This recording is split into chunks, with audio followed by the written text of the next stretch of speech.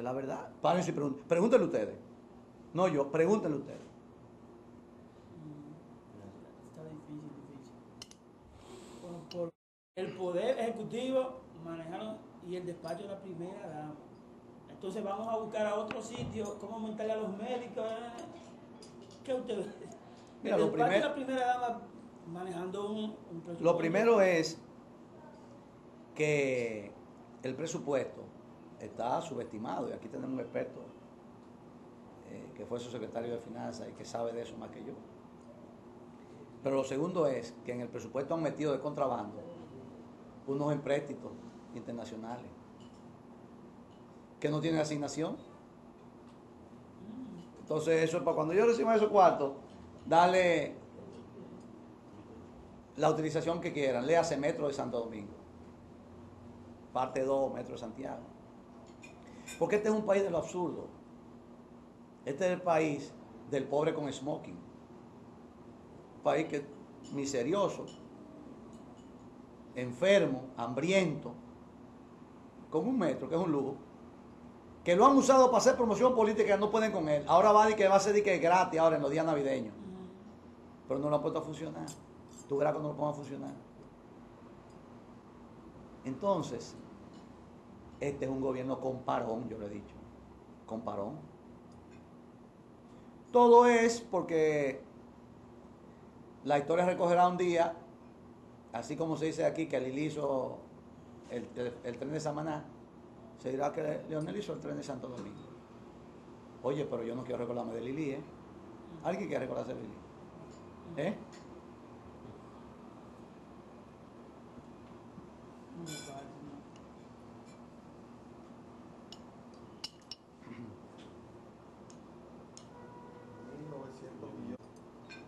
Oye, esa es la gran vergüenza, la gran estafa. Hubo una película que trabajaba Robert Redford, que se llamaba El Golpe, de unos jugadores que dan un golpe a un casino. Oye, ese es El Golpe. Se quiere desvertebrar el país para ponerlo al servicio de Leonel Fernández. La Suprema Corte, que lamentablemente con esta decisión ya uno no tiene ni deseo de defenderla, yo que me he convertido en un defensor de ella. Con estas cosas yo me pregunto, bueno, estaré arando en el mar. La quieren desvertebrar, la quieren desguazar, como dicen con los barcos viejos, crearle dos organismos paralelos, quitarle poder. Y por eso a mí me apena mucho esta decisión de la Suprema, porque ella misma, de alguna manera, se desmerita y pierde fuerza frente a la opinión pública, pero ante la opinión pública frente al gobierno. Pero bueno, esa reforma constitucional es un proteo. Ese es un monstruo con cabeza de león, cola de mono, pata de elefante, oreja de ratón y sobre todo con mente mefistofélica, porque ahí hay toda la maldad del mundo concentrada, ahí hay toda la complicidad de gente que anda buscando cargos, toda la maldad del mundo de gente que ya tiene cargos, toda la maldad del mundo de gente que quiere hacerse lo gracioso con el poder, porque entienden que solamente se puede sobrevivir en el poder, que nunca han tenido espíritu de estoicidad ni disposición a vivir del sudor de su frente solamente, sino que hay que estar de alcahuete con el poder para derivar canonjías y beneficios. A mí me apena mucho cuando yo oigo mucha gente defendiendo ese proyecto, cuando la gente sabe que es un proyecto hecho un traje a la medida, cuando la gente sabe que el presidente Fernández se burló del país más de una vez, porque primero formó una comisión para que elaborara un proyecto, y esa comisión elaboró un proyecto, y él, se dice que con sus asesores españoles, le modificó más de 100 artículos de ese proyecto, es decir, que se burló de la comisión, y después sometió al Congreso el proyecto que él quiso. Y hoy un presidente del Senado, que me apena mucho porque es un joven, representante de una generación que tiene muchas expectativas en sus dirigentes, diciendo que eso había que aprobarlo sin quitarle un punto ni una coma. Pero así mismo dijo ese presidente del Senado, cuando lo hace un LAN, él mismo se declaró, dijo, no, yo no tenía que, el Senado, el Congreso no tiene que ver con eso. Y la Suprema Corte de Justicia hoy le enmienda la plana. Por lo menos en la sentencia esa dice que había que ir al Congreso. Entonces, aunque hay 5 disidentes que dicen que no, en una sentencia, señores, cantinflesca, que sí, que no, que sí, que dije Diego y no dije. Una sentencia, señores, que en los anales de la historia jurídica universal, esa sentencia va a constituir un hito, pero un hito a la irracionalidad, porque eso no tiene nada de racionalidad jurídica. He dicho, eso no es una sentencia, porque ahí no hubo mayoría. Ahí no hubo mayoría. Porque por un lado dice que hubo que ir al Congreso, y por otro lado dice que no hubo que ir al Congreso.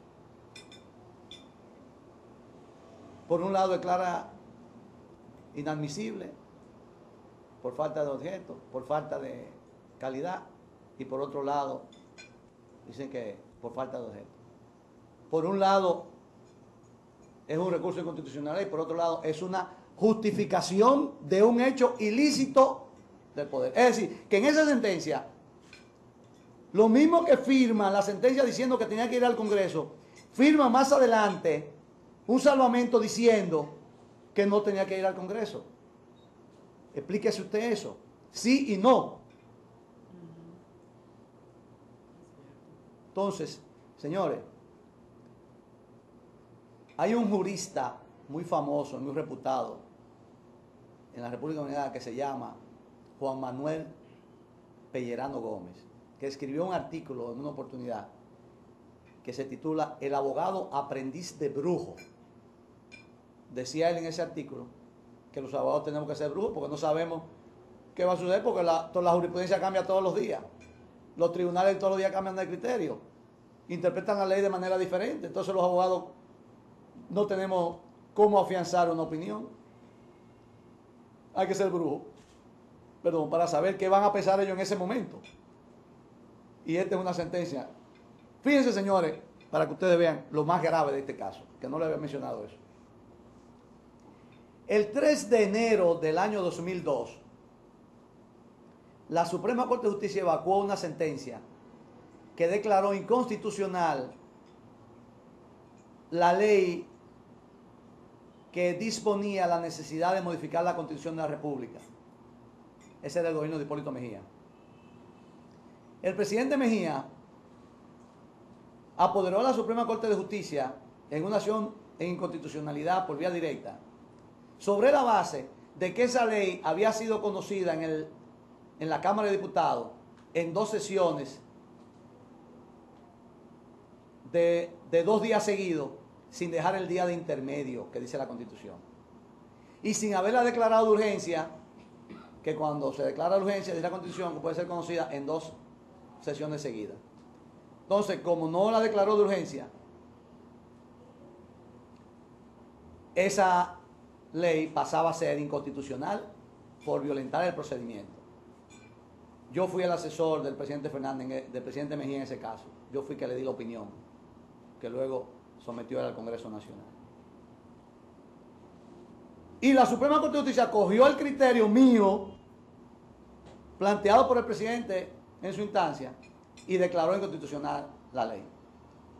Por vicio de procedimiento, porque el Senado, la Cámara de Diputados, la conoció en 2 días seguidos. ¿Qué resulta? Que ahora dice la Suprema en esta disposición que declara inadmisible el recurso porque, si bien es cierto que hubo un vicio de procedimiento porque se violentó el envío al Congreso, eso solamente cuando hay un vicio de procedimiento lo puede invocar el organismo cuyo procedimiento se viole.